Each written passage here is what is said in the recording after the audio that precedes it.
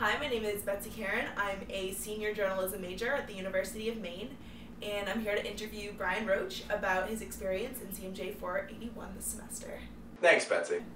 What were your expectations for 481 before you started the class? Well, I knew it was a difficult class coming into it, taking the first part of it, last semester. But, I personally expected that we'd be doing a lot more production work than we did. The way the class was set up is we spent half the semester, researching on topic, and then the second half doing interviews and putting together 6 projects. Personally, what I thought, would be a better alternative is, maybe, treat the class like an actual journalism agency and go out, do stories every week. I guess the old format of the class is they used to put on a news show, and I think that would have been more effective, especially being a capstone class for a journalism department. So do you think the actual curriculum did benefit you, though, for your future? Well, I really can't say that because unlike most of my classmates, I am not a senior. I'm a third year, and I just recently became a journalism major from mass communication, so I think it's really too early for me to say that. I originally decided to take this class as part of my film minor, but again, as we got through 351 last semester, I really decided that I do like journalism. I really really grasped it, so I decided to make that my major. So you mentioned a final project. What was yours about, and what did you have to go through? What kind of processes did you have to go through to make it? Well, the whole class itself did a final project focusing on the environment, sustainability, stuff like that. And my project was on alternative energy with my partner, Amy Becker. And I spent most of my time looking at more the educational side of alternative energy. And mine really turned into a focus about the AEWC windmill project. I did 2 stories on that, plus I also looked at the controversies of putting up wind turbines in the state. And it was a difficult project. I had to devote most of my time to it over this semester. I do think some of my other classes suffered because of it, but in the end I was happy with what I put out. There were some problems that I had to deal with, but you know what, I am happy. So you said you had a few problems during the project. I did. One of the biggest problems you have to do, especially being a student journalist, is people scheduling interviews. You also have other things to do for other classes.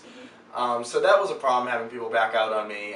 But I actually got luckier this time around with interviews than I did for my final project for 351.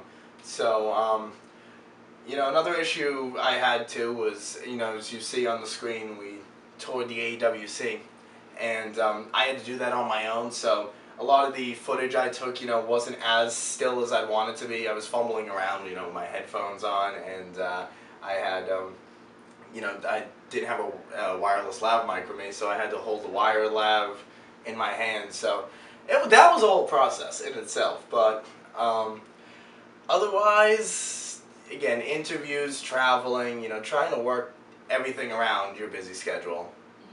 So what do you plan on doing with your future, and how do you think this class has helped you pursue that? Well, with my future, I do plan on hopefully getting a job in journalism. I specifically like to get into sports journalism, but this class has given me a lot of necessary skills and tools to become a digital journalist in the 21st century. We've learned how to edit audio, edit video, take pictures, report, and just make our own stories. Something that a newsroom would have like 6, 7 different people for. So I think with the way journalism's going now, the whole backpack journalism revolution, I think having all these skills is a must and a necessity, and this class gave us, a little tidbit on how to do all these different things in the world of journalism. How do you think the class could have been laid out a little bit differently? What improvements do you think could have been made to the curriculum? Well, as I said earlier, I really didn't like the setup of, researching for, 2 months, then reporting for 2 months, and only producing 6 stories.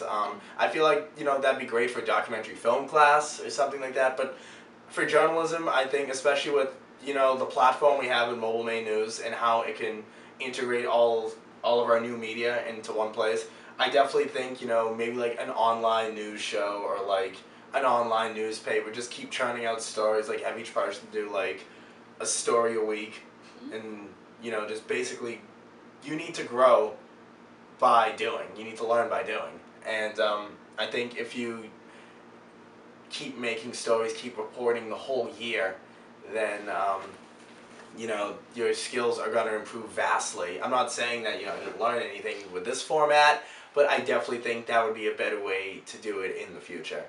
Well, I wanted to thank you for talking with me today about CMJ 481. It was really great getting to hear about the class and your experience. Thank you. Yeah, like I said, I did learn a lot. A lot of difficulties you had to deal with, but I think it was rewarding in the end. Cool. Well, thank you very much, Bryan. Thank you.